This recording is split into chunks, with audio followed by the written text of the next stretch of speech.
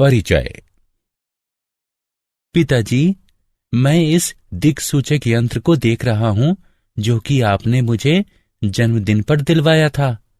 यह बहुत अच्छा यंत्र है, लेकिन इसमें कुछ हुआ था और मैं समझ नहीं पा रहा हूं कि वो क्यों हुआ। क्या आप मेरी सहायता कर सकते हैं पिताजी? हाँ राजीव, मुझे ठीक ठीक बताओ, क्या हुआ था? मैं इस दिक्सूचक यंत्र को अपने मित्र के घर ले गया था। वे अपने घर में विद्युत का कुछ काम करवा रहे थे। हम एक खुले तार के अत्यंत निकट दिक्सूचक यंत्र से खेल रहे थे। अचानक दिक्सूचक यंत्र की सुई अकारण ही विक्षेपित हो गई। जब हम तार से दूर हटे, यह अपने पहले वाले स्थान पर आ गई। ऐसा क्यों हुआ? ऐसा इसलिए हुआ क्योंकि विद्युत धारा चुंबक की भांति कार्य करती है और विद्युत प्रभाव उत्पन्न करती है। बच्चों, इस पाठ में हम चुंबकीय क्षेत्रों, विद्युत चुंबकीय क्षेत्रों, विद्युत मोटरों तथा विद्युत जनित्रों के बारे में जानेंगे। उद्देश्य। इस पाठ के अंत में आप निम्न करने में सक्षम हो जाएंगे: चुंबकीय क्षेत्रों एवं क्षेत्र रेखाओं को पहचानना, किसी चुंबकीय क्षेत्र में विद्युत धारावाही चालक पर बल का वर्णन करना, विद्युत मोटर की व्याख्या करना, विद्युत चुंबकीय प्रेरण की व्याख्या करना, विद्युत चुंबकीय जनित्र का वर्णन करना, घरेलू विद्युत परिपथ को समझना। चुंबकीय क्षेत्रों एवं क्षेत्र रेखाओं का सिंहावलोकन। कोई चुंबकीय क्षेत्र किसी विद्युत धारा तथा चुंबकीय सामग्री के चुंबकीय प्रभाव द्वारा उत्पन्न होता है। हमारे अपने ग्रह पृथ्वी का स्वयं का चुंबकीय क्षेत्र है, जो कि नौ संचालन के दौरान एक महत्वपूर्ण घटक होता है। चुंबकीय क्षेत्र का प्रयोग अनेक विद्युत उपकरणों जैसे ट्रांसफार्मर आदि में भी किया जाता है। चुंबकीय क्षेत्र रेखाओं की तुलना स्थिरांक उच्चत्व रेखाओं से ही की जा सकती है, जो कि मानचित्र पर देखी जा सकती हैं। चुंबकीय क्षेत्र रेखाएं चुंबकत्व की साधारण परिकल्पनाओं की सरल व्याख्या करने में सहायक होती हैं। इन्हें किसी सतह के माध्यम से क्षेत्र रेखाओं की संख्या के रूप में परिभाषित किया जा सकता है। इन्हें सरलता से किसी गणितीय संरूप में रूपांतरित किया जा सकता है। चुंबकीय क्षेत्र रेखाएं दृष्टिगत रूप से उत्तर ध्रुवीय प्रकाश में प्रदर्शित होती हैं, जहां पृथ्वी के चुंबकीय क्षेत्र की दिशा के साथ साथ देखी जा सकने वाली चमकीली रेखाएं उत्पन्न होती हैं।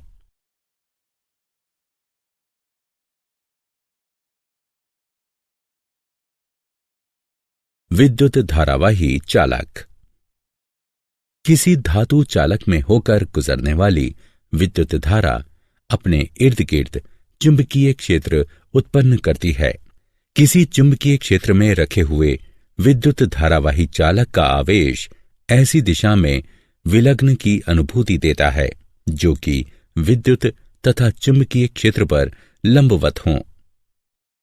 इसके परिणाम स्वरूप एक ऐसी विद्युत संचालन शक्ति उत्पन्न होती है जिसकी दिशा प्रयुक्त चुंबकीय क्षेत्र की समानुपातिक होती है। इस प्रभाव को उल्टा भी किया जा सकता है।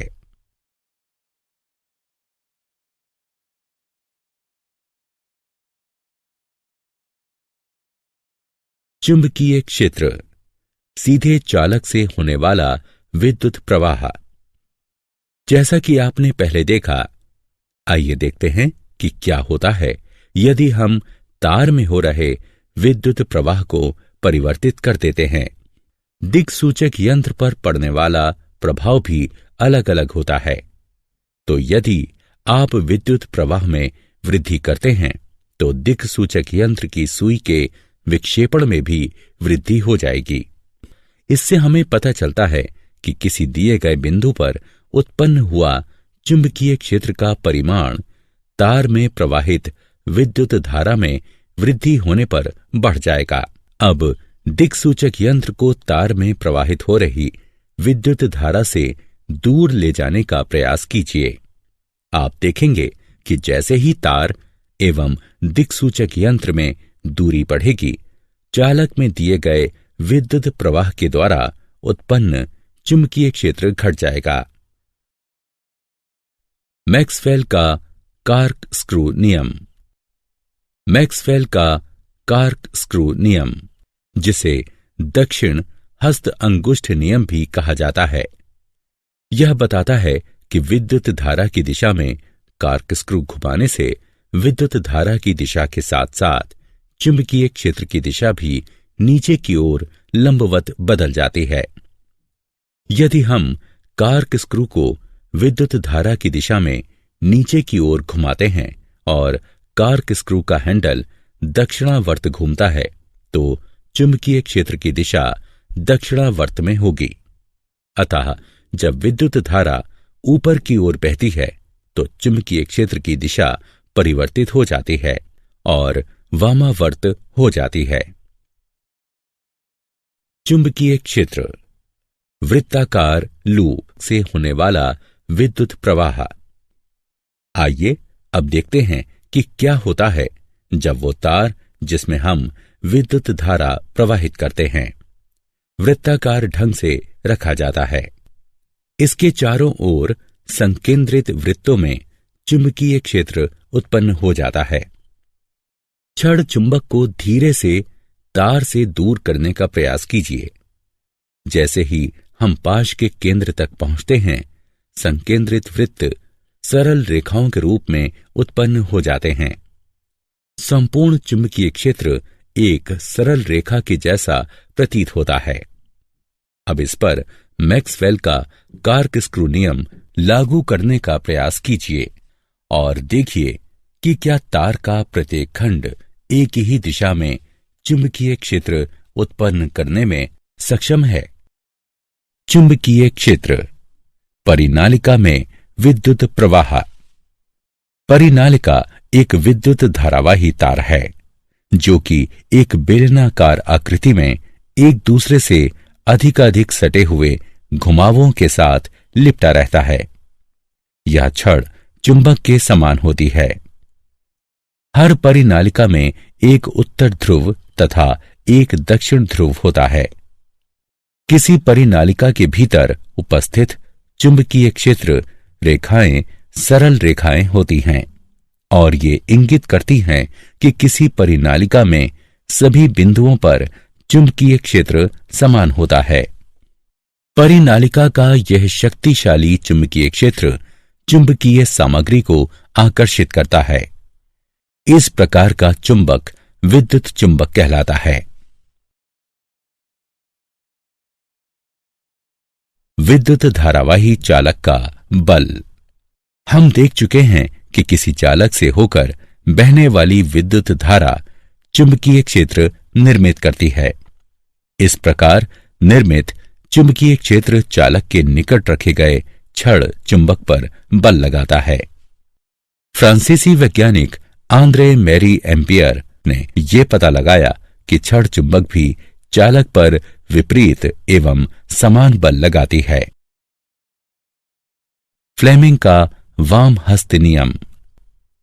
फ्लेमिंग का वाम हस्त नियम 3 दिशाओं का प्रतिनिधित्व करने वाला स्मारक है। आपको अपने बाएं हाथ के अंगूठे, तर्जनी और मध्यमा को फैलाना है। हर उंगली अलग दिशा की ओर संकेत करती है। तर्जनी चुंबकीय क्षेत्र की दिशा में संकेत करती है। मध्यमा विद्युत धारा की दिशा में संकेत करती है। अंगूठा गति की दिशा में संकेत करता है। इसे फ्लेमिंग का वाम हस्त नियम कहते हैं।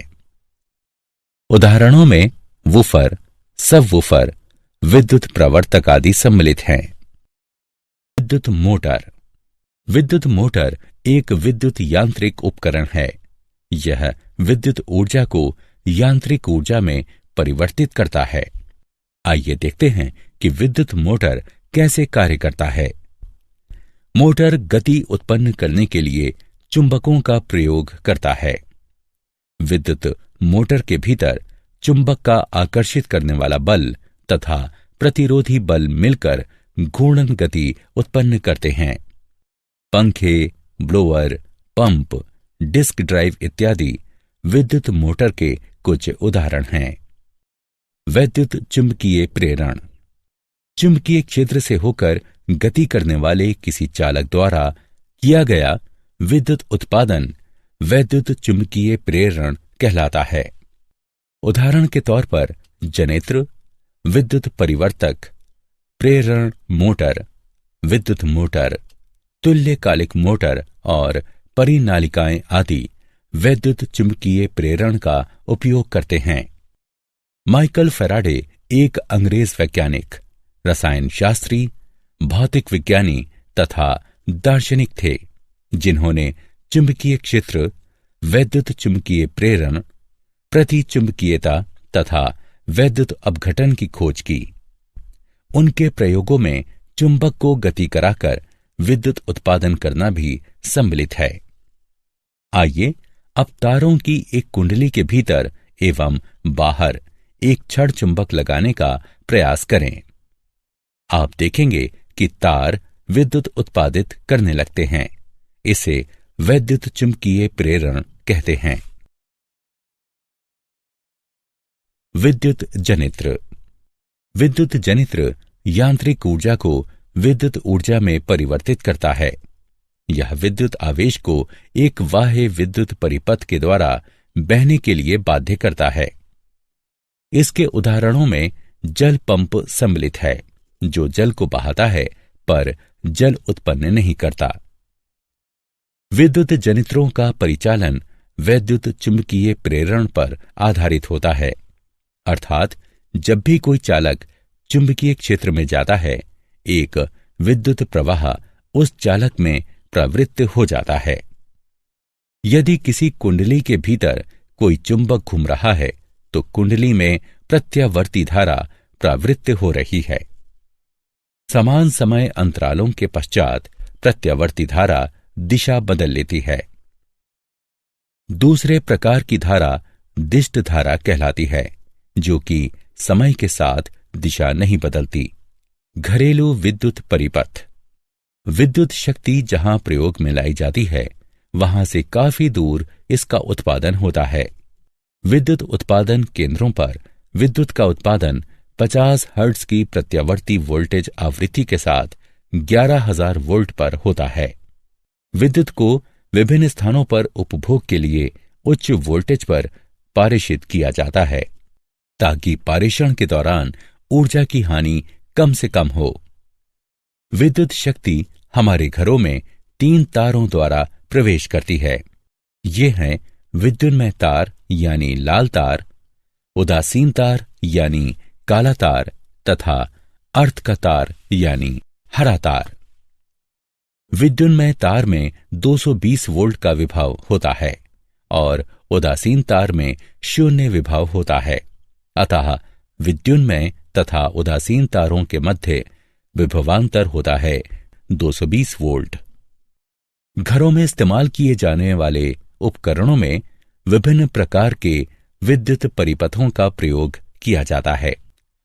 अर्थ के तार को धातु की एक प्लेट से धरती में गहराई तक जोड़ा जाता है, ताकि उपकरणों के इस्तेमाल के दौरान विद्युत धारा के रिसाव से तीव्र झटका न लगे। सभी परिपथों में एक महत्वपूर्ण परिपथ है फ्यूज। ये इस बात को सुनिश्चित करता है कि किसी उपकरण में विद्युत धारा के अतिभारण के कारण कोई हानि ना हो।